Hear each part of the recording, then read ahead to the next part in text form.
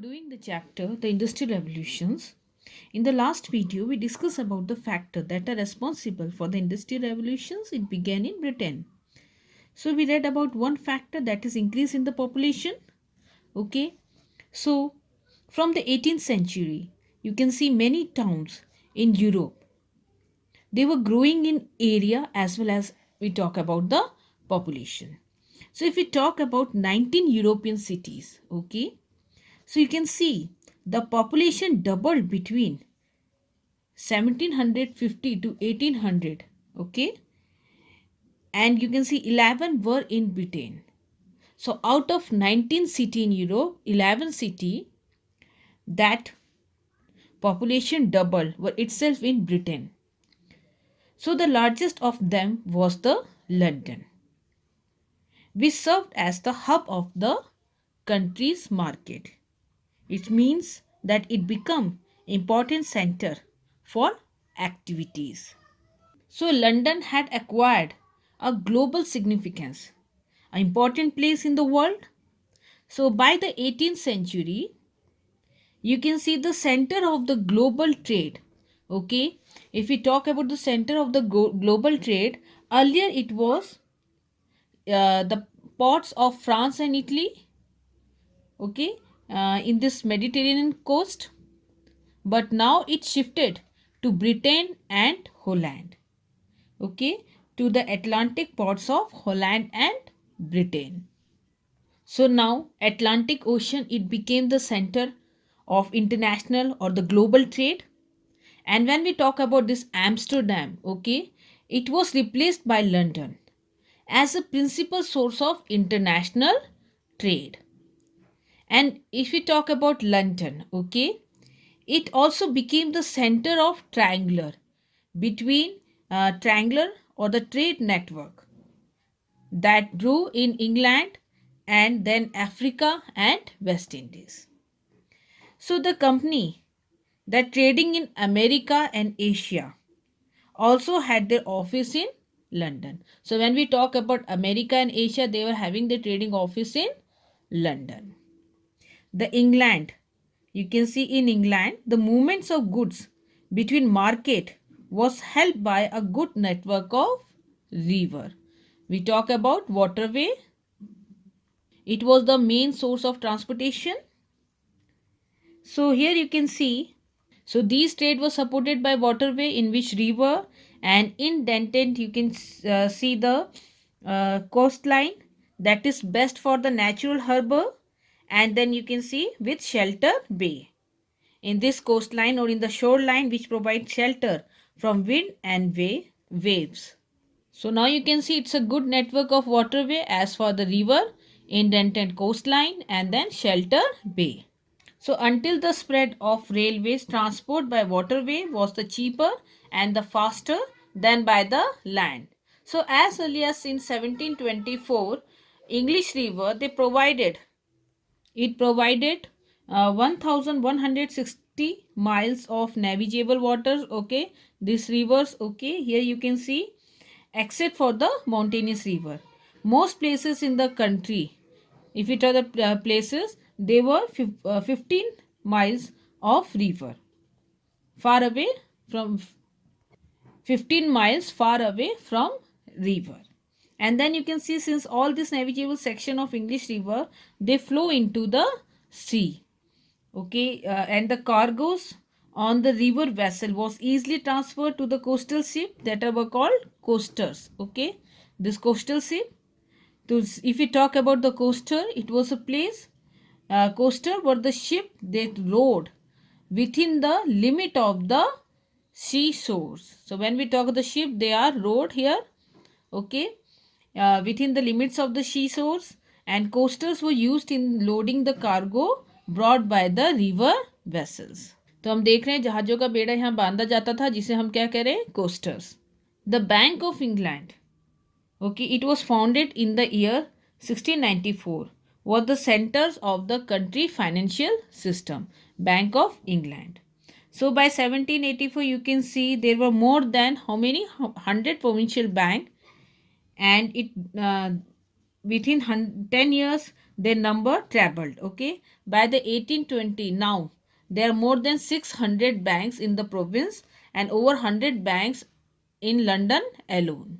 So here you can see the financial requirement to establish and maintain big industrial enterprises were met by these banks. Okay, so the industrialization, or we can see the growth of industry, that occurred in Britain from the 1780 to 1850 is explained partially by the factors.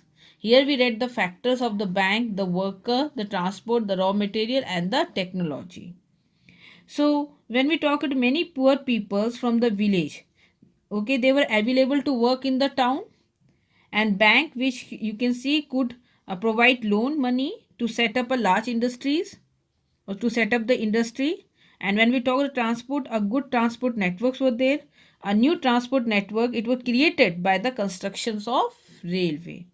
And when we talk about the technology and the network of transport, if the dates are read carefully, one will notice that there is a gap of few decades between the development and its widespread application. One must not assume that a new innovation technology led to it being used in the industry immediately. It took time.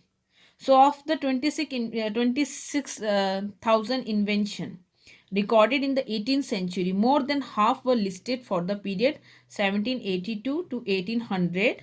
This led to many changes. We shall discuss the four major changes. One is the transformation of the iron industry, the spinning and the weaving of cotton, the development of steam power, the coming of the railway. So here comes the coal and the iron. So if we talk this coal and the iron, they are the staple materials. It means they are the dominant part to be used in the industry or the machine to run. It was in number. It was plentiful. Okay, plentifully available. And when we talk about this other minerals also, they were also available. Like lead, copper and tin were used in the industry, were available. Until 18th century, there was scarcity of usable iron. Okay, when we are saying that it is plentifully available, okay, yeah, we are having surplus production, but if we talk about the usable iron, there was a scarcity. So here you can see that iron, it is extract from iron ore, okay, as a pure liquid metal by smelting the iron ore. Smelting here is what? The extraction of metal from its ore by a process involving heating and melting. So here you can see smelting process. It had several problems. As you can see the charcoals here, they were fragile, okay, easily broken or can be damaged to transport along a long distance. And when we talk the impurities, solvent produce, whatever the solvent were produced, they were poor qualities of iron, and it was of short supply as forest was destroyed for the timbers, and it could not. When we talk about the charcoal, it could not generate high temperature. So what was the solution for smelting the irons? So here come the solution to this problem had been sought for years before it was solved by a family of iron masters. We call them Derbys of Shropshire. Okay. So here you can see three generation grandfather, father and son, all called Abraham Derby. Okay. So they brought a revolution in this metallurgical industries. One revolution you can see is the blast furnace that would use coke. So blast furnace, you can see a container in which you can iron is produced by blowing extremely hot air through a mixture of iron ore, coke and limestone. So it brought a revolution in this metallurgical industry, and the coke was used, it replaced, which could generate high temperature here. So this coke was derived from the coal by removing the sulfur and the impurities. So this inventions, it meant that furnace no longer had to depend on charcoal. The melted iron that emerged from these furnaces, they were permitted finer and larger casting than before. So Here you can see, as it was smelt on the higher temperature, so the pouring metals, if we talk about this molten material, they were now poured into hollow container, which is used to give shape to the molten or hot liquid materials when it cools and hardens. So the second derby, here you can see, develop the road pits, okay, which were beaten out or shaped by hammering from the pig irons. Pig irons, that is the crude iron as first obtained from the smelting furnace. And here you can see that Henry Court, he designed the puddling furnace and rolling mill.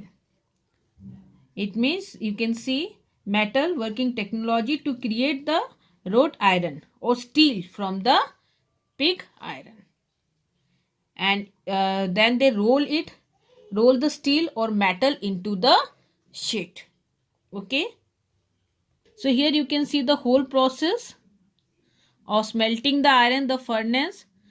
As you can see, it is blast furnace. It was introduced. It was a big revolution in the metallurgical industry. Okay.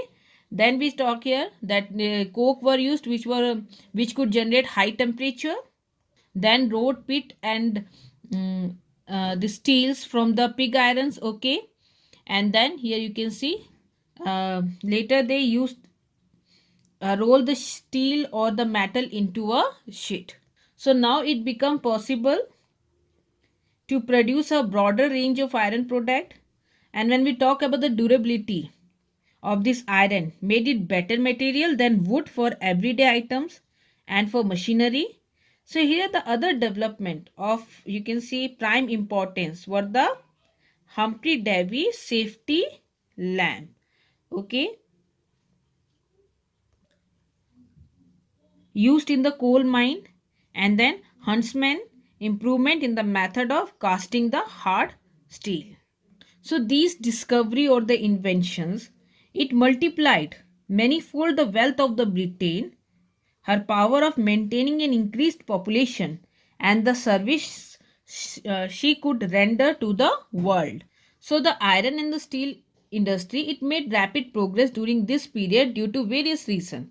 You can see the demand of, because of the demand of iron and steel, it increased rapidly due to the railway development since 1821 AD. And another thing you can see that it was a demand, foreign demand also. The foreign demand for British iron and steel also steadily increased, and then the shipping industry began to make progress. So here you can see there was a rapid progress or increase, or in the increase in the development of this iron and the steel industry. So one thing is the demand, domestic demand also, as for the railway construction of railway. And then you can see the foreign demand also. Okay, it also steadily increased. And then in the shipping industries, the building of iron and steel, this ship began in 1850. So as early as you can see in 1770, John Wilkinson, okay, here you can see the he made the first iron chair, okay, wet for breweries, okay, here. So wets here is a large container or tank of iron to make beer or wine. And you can see distillers here of this making this strong alcoholic drinking product. And then here you can see iron pipe of various size. So this was invent or built by John Wilkinson. And in 1779 you can see the third Derby, they built the first iron bridge so in the world, in Cole Brookdale, spanning the river Severn. Okay, as we called it, this area, it was popular by the name of Iron Bridge.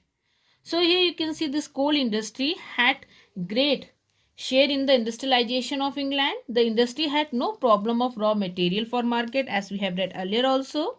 The output of the coal, which was 10 million tons in 1800, it rose to 300 million tons by 1918. And this coal industry, it received stimulus mainly on account of increase in foreign good.